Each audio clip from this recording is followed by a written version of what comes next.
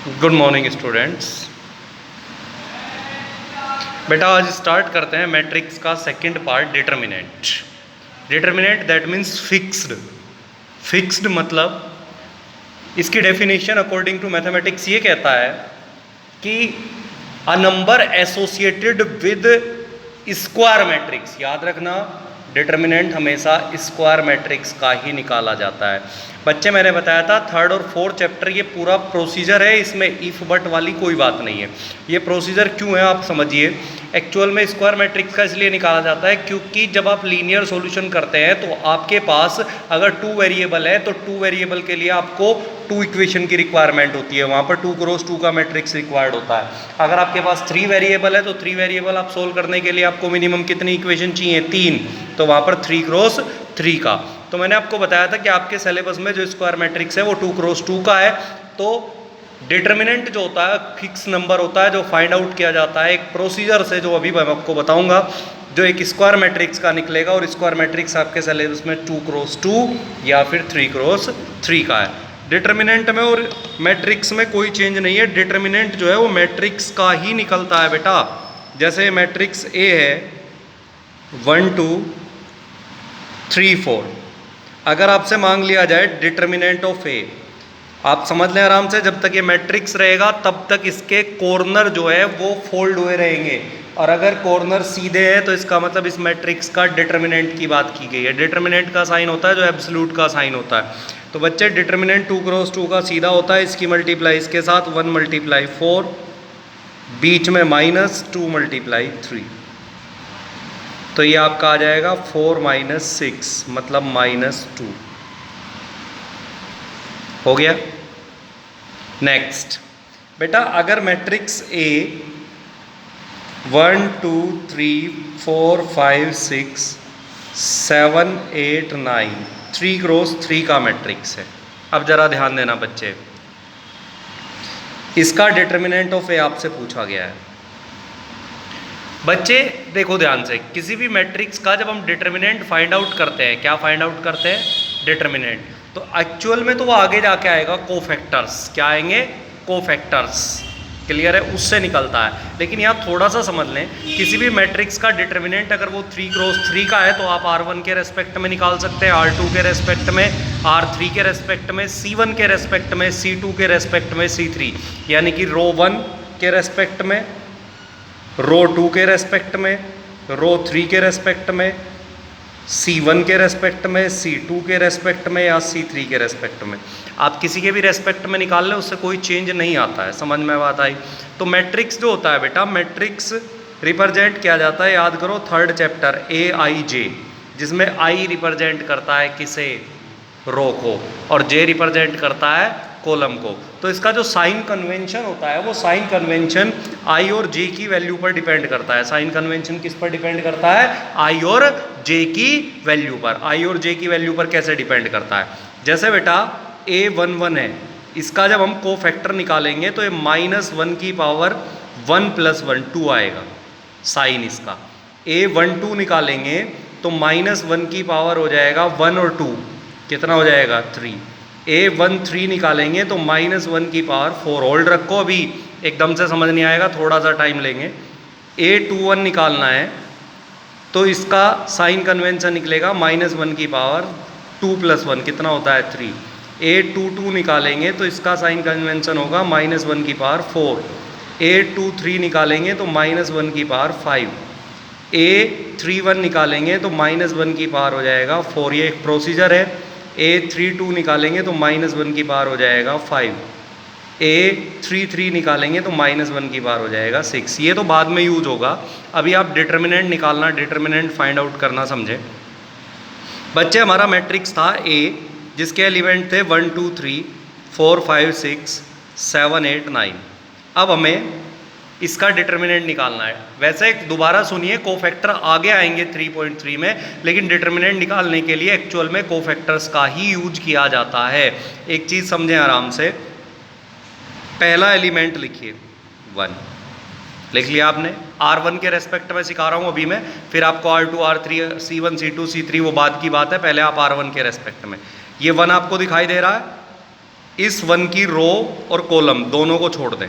अब देखिए आपको क्या नजर आया, 5, 6, 8 और 9। तो यहाँ 2 क्रॉस 2 का डिटर्मिनेंट आ जाएगा 5, 8, 6 और 9। इसे ही बेटा ध्यान रखें कोफैक्टर्स कहते हैं। ये जो बीच में मैंने लिखा है इसे कोफैक्टर, वो बात बाद में करेंगे, अभी आप एक्सपेंड करना समझ लें। पहला एलिमेंट प्लस में आएगा, दूसरा एलिमेंट माइनस में आएगा। माइनस में क्यों आएगा देखो ध्यान से, फर्स्ट एलिमेंट में -1 की पावर 2r1 के फर्स्ट एलिमेंट में, तो ये +1 हो जाता है।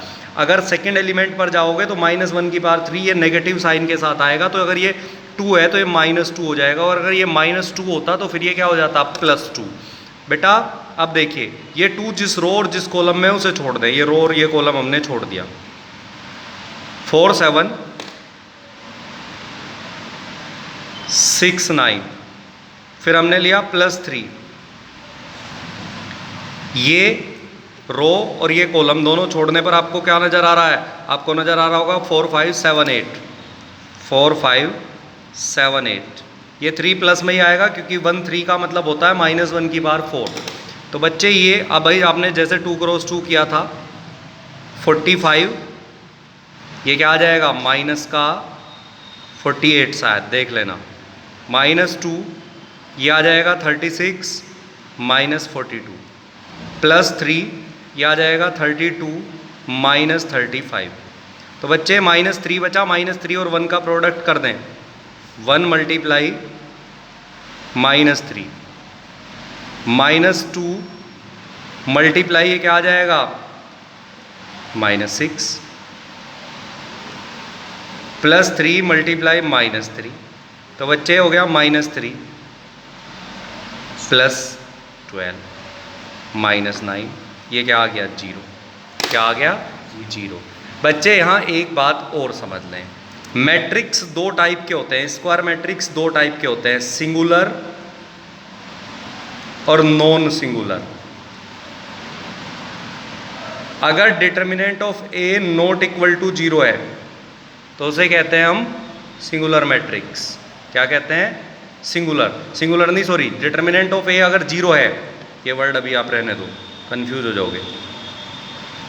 अभी सीधा देखो वो तो 3.5 में आएगा, पर यहाँ एक बात समझ लो, अगर determinant of A not equal to 0 है तो जो इक्वेशंस आपको दी जाएंगी लीनियर इक्वेशन, उनका सॉल्यूशन पॉसिबल है। और अगर determinant of A equal to 0 आ जाएगा तो वहाँ पर आराम से समझिए जो इक्वेशंस आपको दी जाएंगी उनका सॉल्यूशन पॉसिबल नहीं है। जैसे 1, 2, 3 था, आराम से देखो, अगर आपको कह दिया जाए कि x + y + x + 2y + 3z = 10, दूसरी इक्वेशन दे दे 4x + 5y + 6z = 15 है, वही लिख रहा हूँ मैं तो, 7x + 8y + 9z = 0। आपसे कहे कि सोल्व करें इन इक्वेशंस को, तो इसमें से 4.5 में आएगा, पर अभी थोड़ा सा समझ लें, इसमें से आप ये निकालेंगे मैट्रिक्स ए, और इस मैट्रिक्स ए का डिटर्मिनेंट कितना आ गया था 0, तो आप लिख देंगे नो सॉल्यूशन, यहाँ पर सॉल्यूशन पॉसिबल नहीं है। इसी को आगे चल के सिंगुलर और नॉन सिंगुलर में बात करेंगे, वो थोड़ी सी देर में करते हैं, पहले एक्सरसाइज कर लो आप 4.1। बच्चे एक्सरसाइज 4.1 का फर्स्ट क्वेश्चन है 2 - 5 4 - 1, इसे एक्सपेंड करना है, डिटर्मिनेंट निकालना है इसका। तो 2 मल्टीप्लाई -1, बीच में माइनस आएगा, 4 मल्टीप्लाई -5, तो ये आपका कितना आ गया -2 + 20 = 80। हो सकता है कैलकुलेशन मिस्टेक हो जाए तो दांत मत फाड़ना, आराम से खुद कर लेना कैलकुलेशन। सेकंड क्वेश्चन का फर्स्ट पार्ट है बेटा cos theta sin theta -sin theta cos theta, इसका डिटर्मिनेंट करना है। सॉरी, cos थीटा की मल्टीप्लाई क्या होती है cos square theta, -sin theta और sin थीटा की मल्टीप्लाई -sin स्क्वायर थीटा होगी, लेकिन बीच में माइनस होता है इसलिए +sin स्क्वायर थीटा हो जाएगा। तो ये क्या हो जाएगा आपका 1। इसका नेक्स्ट पार्ट है x² - x + 1 x + 1 x - 1 x + 1। बेटा अगर आप इन दोनों की मल्टीप्लाई करेंगे तो x + 1 x² - x + 1, बीच में माइनस आएगा x - 1 × x + 1। अब ज़रा ध्यान देना इस पर, बेटा ये a की क्यूब प्लस b की क्यूब का फॉर्मूला बन गया, तो इसे आप क्या लिख सकते हैं, x की क्यूब प्लस 1, a की क्यूब प्लस b की क्यूब है, ये a square minus b square हो गया तो x स्क्वायर माइनस 1, तो ये x की 3 plus 1 minus x square plus 1, ये बेटा सॉरी कैंसिल नहीं होगा, तो ये x की 3 माइनस एक्स स्क्वायर प्लस 2 आ जाएगा। देख लेना कैलकुलेटिव मिस्टेक हो सकता है। नेक्स्ट क्वेश्चन है आपका बेटा थर्ड, मैट्रिक्स ए आपको दिया हुआ है, यहाँ एक बात आएगी जरा उस पर फोकस करना, 2 2 ट्वाइस ऑफ डिटर्मिनेंट ए, नहीं सॉरी, मैट्रिक्स ए के ट्वाइस का determinant equal to 4 time of determinant of A है, ये आपको प्रूव करना है। देखो बेटा जब आप मैट्रिक्स में मल्टीप्लाई करते हैं 2 से 3 से 4 से किसी भी स्केलर से, तो वो ईच एंड एवरी नंबर को मल्टीप्लाई हो जाती है, ईच एंड एवरी नंबर को मल्टीप्लाई हो जाता है। तो बच्चे यहाँ देखिए, पहले आप 2a निकालिए, सॉल्यूशन जब आप लिखेंगे तो आप 2a राइट आउट करें, 2 से मल्टीप्लाई कर दें इसे, 2 4 8 4। अब डिटर्मिनेंट ऑफ 2a अगर आप जाएंगे तो ये हो जाएगा 2 मल्टीप्लाई 4 माइनस 8 मल्टीप्लाई 4, यानी 8 माइनस 32, 8 माइनस 32 अगर आप करेंगे तो शायद 24 आ जाएगा माइनस का, ये आपका आ गया डिटर्मिनेंट ऑफ 2a। अब राइट साइड ये तो थी LHS, RHS में पहले आप डिटर्मिनेंट ऑफ a निकालिए, 4 से मल्टीप्लाई फिर कर लेंगे, 1 मल्टीप्लाई 2 माइनस 4 मल्टीप्लाई 2, तो ये आपका आ गया बेटा माइनस 4 आया, नहीं -6, फिर आप करेंगे 4 इंटू डिटर्मिनेंट ऑफ a, यानी कि 4 इंटू -6, तो ये -24 आ जाएगा, LHS इक्वल टू RHS। इसकी प्रॉपर्टी होती है, अभी बताता हूँ, 1 मिनट रुको, पहले ये दोनों इलस्ट्रेशन कर लें आप। क्वेश्चन नंबर 4 है बेटा, ये दिया हुआ है डिटर्मिनेंट ऑफ a निकालना है मैट्रिक्स का, 1 0 0 0 1 0, ये आपका मैट्रिक्स है। आपको ये प्रूव करना है कि थ्राइस ऑफ a का determinant equal to 27 times determinant of a है। तो पहले आप थ्राइस ऑफ a निकालिए, थ्राइस ऑफ a का मतलब इसे 3 से मल्टीप्लाई कर दीजिए आप, 3 0 3, फिर आएगा 0 3 6 0 0 12, 3 से मल्टीप्लाई हो गया। अब डिटर्मिनेंट ऑफ 3a अगर आप निकालेंगे तो ये 3 आएगा, ये रो और ये कॉलम छोड़ के क्या दिखाई दे रहा है, 3 0 6 12, माइनस 0 0 0 6 12, प्लस 3 0 0 3 0, तो ये आ गया बेटा 36, 3 मल्टीप्लाई 36, क्योंकि ये 0 हो जाएगा, ये 0 हो ही गया और ये भी 0 हो गया, तो ये 108 आ गया। अब इसका ये तो था LHS, RHS उठाइए, RHS में आपको डिटर्मिनेंट ऑफ a का 27 टाइम करना है, तो पहले डिटर्मिनेंट ऑफ a निकालते हैं। a क्या था, ये था, देखो ये वाला a, 1 1 0 2 4, माइनस 0 0 0 2 4, प्लस 1 0 0 1 0, तो बेटा ये 1 मल्टीप्लाई 4 आ गया। अब अगर हम 27 इंटू डिटर्मिनेंट ऑफ a करें तो 27 मल्टीप्लाई 4 इक्वल टू 108। अब देखिए ध्यान से,